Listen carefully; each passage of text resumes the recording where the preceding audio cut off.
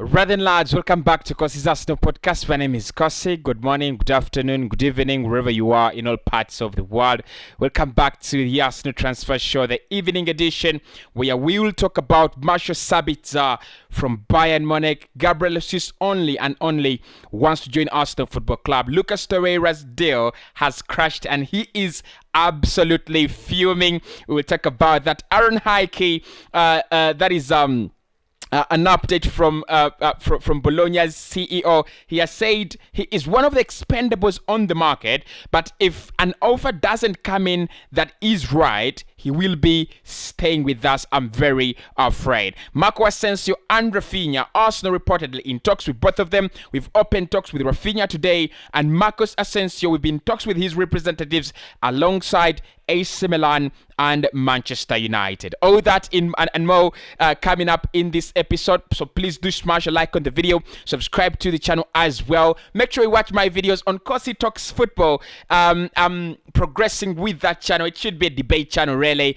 but I'm progressing with the channel, trying to share my opinions, trying to create different kind of content away from transfer rumors and only transfers. We try to talk football, but away from just transfers and rumors. So please subscribe to Cossy Talks Football. Now, we've not set the like target. Let's get this video to 300 likes. That is our target. Of course, make sure you hit the like button whenever you watch the videos. We are at 40.6. We need to get to 41k, but we are very, very close. So please continue subscribing to the channel. It massively helps out. Let's start off with Marcel Sabitzer. He's been linked with Arsenal.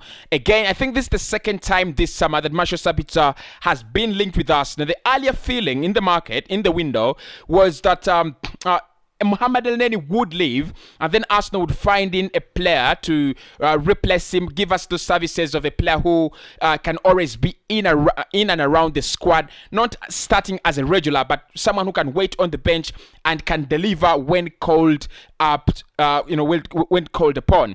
Now we've been linked with a couple of those, including Mark Grealish, who is now joining, I think, Fiorentina on a free deal, coming in from Germany. Arsenal were linked with him. And we thought the fact that Mohamed Elneny's contract was running down, then Grealish would actually come in, but that was not the case. Actually, his floor is called Florian Grealish, not Mark Grealish. So now Marcel Sabitzer, the second time this summer, he's been linked with Arsenal. He joined Bayern Munich from RB Leipzig last summer. I think he's not found the game time that he opted for to get under his former manager. Actually, his former and current manager at RB Leipzig. But of course, I thought that move was absolutely brilliant for him as a player. You're going to a bigger club, to a manager who understands you, and also to a manager you understand as well. But will he be a very, very good fit for Arsenal? In my opinion, absolute good. He would be a very, very good signing for Arsenal,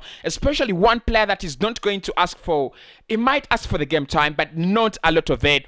I don't think he comes in as a starter. He comes in as a player who provides experience and also quality, that extra quality in the squad depth, but also a player who can always be there, to deliver when you call on to him. So for me, outside Marcel Sabitzer, and then I would let go of Granit Xhaka and Mohamed Elneny combined. Honestly, we've missed out on Yves Bissouma. I think more than just Tielemans, Arsenal needs someone. Arsenal need another midfielder in there, at least someone who can back up Yuri Tielemans, because again, if Tielemans gets injured, or you need squad rotation or anything like that, then you need someone who can come in and give you that quality. Marcel Sabitzer is one player that can absolutely do that. He might not be that big fan of playing in a single pivot alone, but even when Thomas Partey gets injured, I think he would be very, very good for us. He would actually sit in there, provide that that cover to the back four, which I think he actually doesn't do.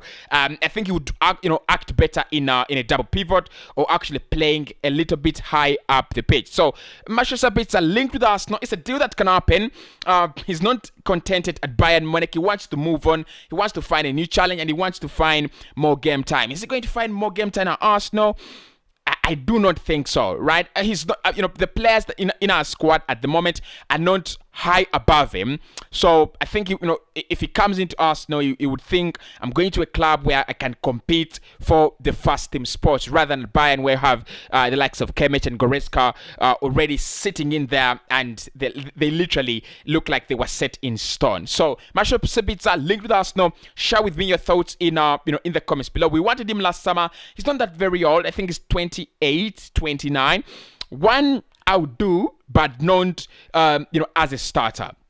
Gabriel Jesus, according to the Evening Standard this evening, and of course, quoted by Chronicles of the Guna, my man Harry Simeo, have just confirmed that Manchester City striker Gabriel Jesus, 25 years of age, wants to only join Arsenal. He wants to be reunited with the Ghana's boss Mikel Arteta, who he previously worked with at the Etihad Stadium. That is the Evening Standard reporting round there. Now, there were a couple of reports yesterday. I was not available, but there were a couple of reports yesterday reporting that his agents are flying to London. They will be flying again, to actually not to London, but to the UK, to Manchester, to try and make sure that they finalize this deal. Manchester City want it to be completed as soon and as quick as possible. Arsenal are still, wasting lots and lots of time on this one. For me, it should have been done a long time ago. The players already chosen Arsenal. Personal terms, no, not a problem. Arsenal leading that race, for ages, for months and months of time, because we are the only club that want to pay the wages he's asking for, almost £190,000. We are the only club that have agreed to pay the wages the player is asking for. The likes of Milan, Tottenham Hotspur, Chelsea, all those clubs are not willing. They're willing to pay the 40 million for the player, but they're not willing to pay the 190k per week, and that's why you would rather move to Arsenal rather than move to any of the other clubs. Of course, you think about Mikel Arteta as a big factor in this one. I don't know why Arsenal do not just get it done. I know they're trying to do some kind of stalling. They're trying to buy some time so that Arsenal fans do not ask for lots and lots of signing. They want to announce McQueen, then they announce Matana, and then they will announce the two huge signings and probably end the market with one smart signing or with one minor signing. But Gabriel Jesus, again, confirming he only wants to play for Arsenal. He wants to rejoin Mikel Arteta. I think the reunion is going to happen. The only question is, when does it happen? We expect that deal to break or to crack this June. Yuri Tillemans as well this June. So at least one of those deals should be cracking this June. Aaron Hickey, according to the CEO of Bologna, has actually come out and said Hickey is one of those players that we have on the market, and he's actually called him expendables. This is what he said. Aaron Hickey might be one of the expendable names on the market, but in case of inadequate offers, he may stay with us for another year, via Bologna sporting director Marco Di Vaio. I mean, these guys have very, very difficult names. Marco Di Vaio. So he says he's one of the expendables in the market, wanted by a couple of clubs, as we understand. Arsenal have talked to him, Tottenham Hotspur and Brentford. The two clubs that I can't confirm are Brentford and Arsenal. They've talked to the player. They are interested in bringing the player down to the UK. However, Bologna asking for around 25 million euros. It is believed that Arsenal have made their initial bid for around 20 million euros, and it was actually turned down. Brentford's offer was 18 million euros. That was also turned down. So according to the sporting director at Bologna, yes, there is interest. The player is on the market, selling like a hotcake. But if the offers do not match their expectations, if the offers don't match their valuation, then there is no chance that this player will be joining them. Now, Marco Asensio and Rafinha, two names that are worth talking about this evening. We'll start off with Marco Asensio. I did report a couple of days ago that Arsenal had opened talks with the representatives of the player. However, the representatives of Marco Asensio are not only in talks with Arsenal, they've been reportedly in talks with Manchester United and also in talks with AC Milan. Believed that AC Milan are leading that race for Marco Asensio. 26 years of age, valued at around 35 million euros. Madrid want to sell him. They do not have a place for him. And it looks like Arsenal is one of those clubs that will try to, try to take advantage of the situation. I expect the price to drop a little bit more than that, from 35 to around 20 million euros, or to around even 19 or 18 million euros. 1 year left on his contract. He's not been playing regular football. Really, I don't think he's an important squad, an important part of that Real Madrid squad anymore. Would he work for us? Absolutely. Talks still continuing. Today, as reported, Marco Asensio, talks still continuing with Arsenal, but I don't see. Look, it's one that will need to get some life, or to gain some momentum, or to get some rhythm, and then I'll be very, very excited to jump onto. But he's also there. But the exciting one is that Arsenal have open talks with Rafinha and his representatives today. Now, it was reported by Fabrizio and Charles Words that there is genuine interest, but there were no talks, and that was confirmed. No talks, no contact with the player, or even with Leeds United. We know what Leeds United want. The Barcelona deal has collapsed, and the player is now listening to alternatives and listening to what the other people, or what the other teams around have to offer. So the feeling now is that Arsenal have opened talks with Rafinha and his representatives. That is what is being reported.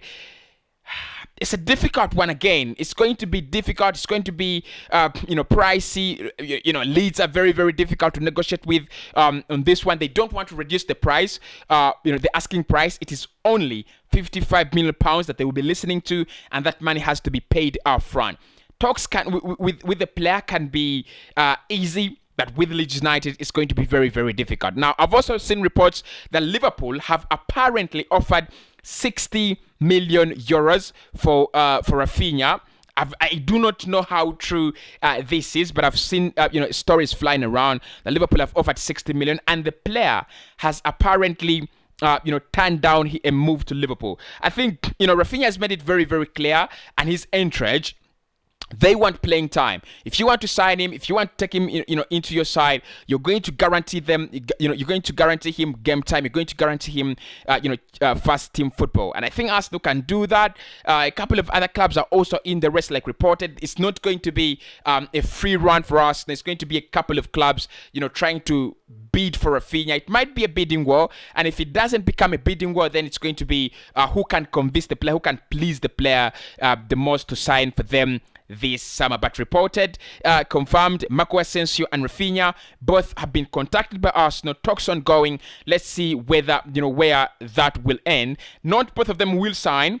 Only one of them can sign for Arsenal this summer. Now, Lucas Torreira. I intended to talk about this one in the earlier transfer edition, but I decided not to make it too long.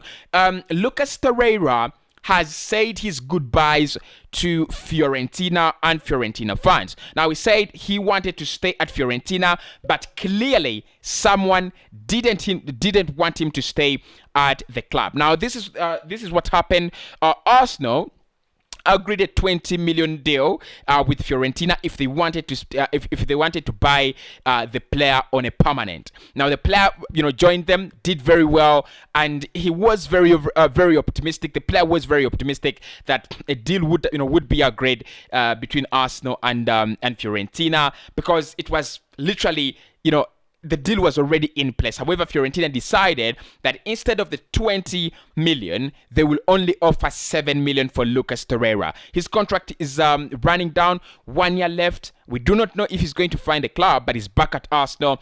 And according to Romano, Arsenal disappointed, Torreira is disappointed, and Fiorentina fans are absolutely disappointed and fuming that Fiorentina have actually decided to trash all the hard work, all the love, all the loyalty Lucas Torreira has actually offered the club. But that's it. That is life.